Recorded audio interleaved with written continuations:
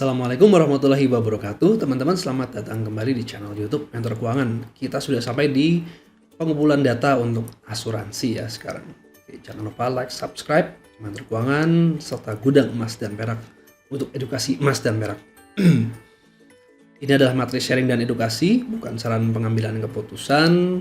Mentor Keuangan tidak bertanggung jawab atas kerugian yang timbul atas keputusan keuangan teman-teman ya. You are the one who responsible for your own life, not your company and not your friends ya.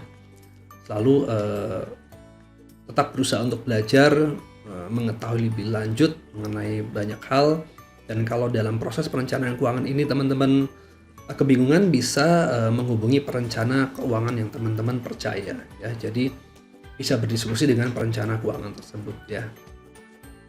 Oke, kita sudah sampai masih di tahap kedua ya dari perencanaan keuangan, masih di pengumpulan data.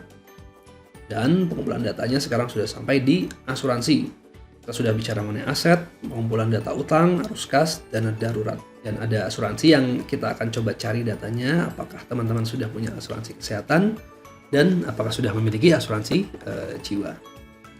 Nah, kita coba kulik sedikit. Jadi asuransi ini adalah mengenai proteksi ya, mengenai perlindungan. Dan bukan investasi, bukan sebuah alat atau instrumen untuk mencari keuntungan. Ya, akan janggal kalau ada yang mengatakan bahwa wah, dengan ikut asuransi saya bisa untung. Nah, gitu. Ada unsur tabungannya loh asuransi. Memang betul ada asuransi yang memiliki manfaat nilai tunai karena dari sebagian premi yang dibayarkan itu ditaruh dalam sebuah instrumen investasi. Jadi seperti mix di situ ya. Selain asuransi ada juga investasinya. Nah, disitulah ada nilai tunai yang bisa didapat.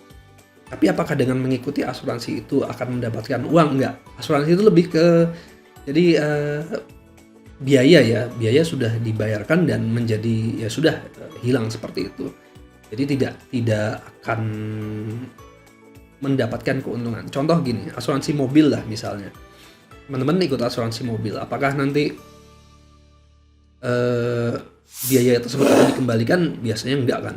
Kecuali mungkin kalau tidak pernah klaim, ada mungkin bonus sedikit ya, seperti itu. Tapi preminya mungkin nggak akan dikembalikan full. Apakah ada asuransi yang mengembalikan full premi? Ada juga, itu produknya seperti itu ada. Tapi pasti ada syarat-syarat dan ketentuan yang harus dipenuhi seperti itu. Dan mungkin aja preminya lebih tinggi dari premi jenis asuransi yang lain.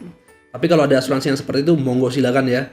Ini para agen asuransi kalau udah lihat video ini mau komen di bawah, mau promo, hubungi saya. Kalau tadi Mentor Keuangan ngomong preminya nggak akan kembali ya, ternyata ada yang preminya kembali, silakan langsung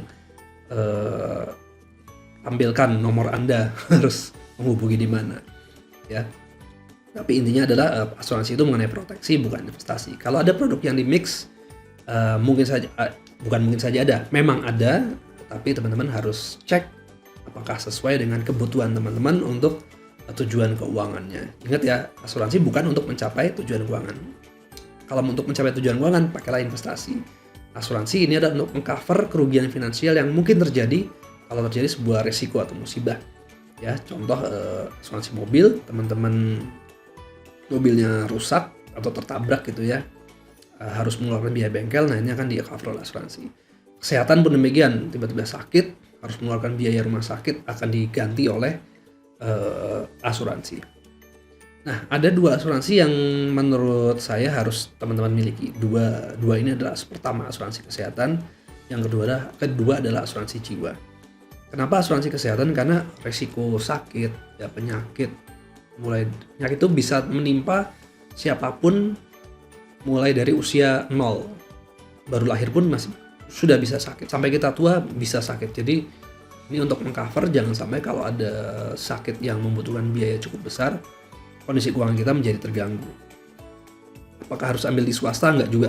Di BPJS itu juga sudah banyak yang terbantu ya, sudah mencukupi. Memang kadang mungkin ada orang-orang yang nggak mau karena kelasnya mungkin lebih rendah atau kurang nyaman seperti itu ya, nggak ada yang sekamar sendiri misalnya, seperti pengennya kamar sendiri yang eksklusif ya, itu Anda silakan ambil asuransi tersendiri.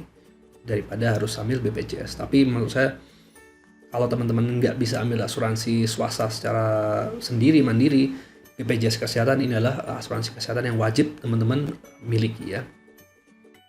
Kemudian asuransi jiwa. Nah, asuransi jiwa ini lebih kepada orang yang membutuhkan. Jadi nggak semua orang membutuhkan asuransi jiwa, terutama yang masih single belum punya tanggungan. Nah, asuransi jiwa ini sebenarnya dibutuhkan untuk orang yang sudah punya tanggungan. Jadi misalnya seorang suami istri gitu ya, keluarga sudah punya anak. Nah, si suami mengambil asuransi jiwa untuk dirinya, sehingga apabila kalau terjadi apa-apa dengan dirinya akan ada uang pertanggungan yang keluar dan harapannya bisa digunakan oleh istri dan anaknya melanjutkan kehidupan. Nah, itulah fungsi uang pertanggungan. Bisa juga digunakan untuk membayar utang kalau ada utang yang masih menjadi kewajiban. Biasanya kalau teman-teman ngambil KPR, di situ sudah ada komponen premi asuransi jiwanya. Jadi kalau terjadi kondisi kematian, maka utang KPR itu dengan sendirinya akan langsung lunas ya. Jadi nggak ada kekhawatiran ke ahli waris, wah saya masih ada utang KPR sekian puluh juta, ratus juta yang harus dilunasi. Nah, sudah ada dari premi asuransinya. Nah, kemudian coba perhatikan pada underinsured atau overinsured. Jadi bisa dihitung berapa kebutuhan asuransi teman-teman ya, terutama asuransi jiwa. Ini bisa dihitung dari kayak tadi, ada utang yang harus di cover. Nah, ya udah tinggal utangnya misalnya tinggal 500 juta, ambil uang asuransi yang uang pertanggungannya 500 juta. Kalau Anda ingin mengcover biaya pendidikan anak sampai S1 nanti, biaya kehidupan keluarga sampai anak misalnya berumur 20 tahun, itu bisa dihitung. Misalnya dari umur sekarang 15 tahun sampai umur 25 tahun misalnya, masih 15 sampai 25 berarti 10 tahun lagi. 10 tahun lagi biaya per tahun misalnya 100 juta. 100 juta kali 10 ya 1 miliar. Maka ambil yang uang pertanggungannya paling tidak 1 miliar ya. Gitu. Memang ada perhitungan lain sih, misalnya asumsi inflasi, kenaikan biaya hidup ya. Tapi itu salah satu contoh paling mudah. Per tahun biaya kehidupannya 100 juta, yang akan dilindungi adalah 10 tahun, ya tinggal 100 kali 10, dapatnya 1 miliar rupiah.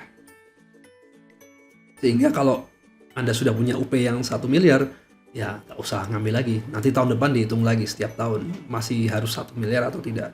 Kalau kurang, boleh beli polis asuransi lagi, tapi kalau sudah cukup ya nggak perlu ya. Nah ini PR-nya adalah catatlah polis asuransi yang telah dimiliki ya. Kadang ada satu orang yang punya 2 atau 3 polis asuransi. Saya pribadi punya 2 polis asuransi. Nah, dan catat ya asuransi kesehatan berapa plafonnya per tahun, apakah termasuk rawat jalan atau rawat inap, berapa preminya per bulan, ya, dan di mana polis asuransinya. Ini harus tahu untuk Anda baca ya. Asuransi jiwa pun demikian, berapa preminya per bulan, berapa uang pertanggungannya, nilai tunai yang terbentuk sudah berapa kalau ada unsur investasi atau tabungannya ya. Kemudian di mana polis asuransinya. Dan kalau teman-teman punya asuransi jiwa, sampaikan polis ini kepada ahli warisnya. Jadi kalau terjadi sesuatu dengan Anda, ahli waris bisa langsung melakukan klaim ke perusahaan asuransi. Jadi misalnya Anda meninggal, polisnya di mana nggak tahu, atau bahkan mungkin nggak tahu bahwa Anda punya polis asuransi jiwa. Nah, ini kan sayang banget ya. Udah bayar premi sekian tahun, maksudnya untuk melindungi keluarga jika terjadi sesuatu, tapi karena Anda tidak memberitahukan kepada keluarga bahwa Anda punya polis asuransi, akhirnya tidak bisa diklaim. Tahu-tahu udah lapse saja polisnya. Ya, seperti itu. Baik teman-teman, itu aja mengenai asuransi. Semoga bermanfaat. Kita akan langsung lanjut ke video berikutnya mengenai investasi. See you. Wassalamualaikum warahmatullahi wabarakatuh.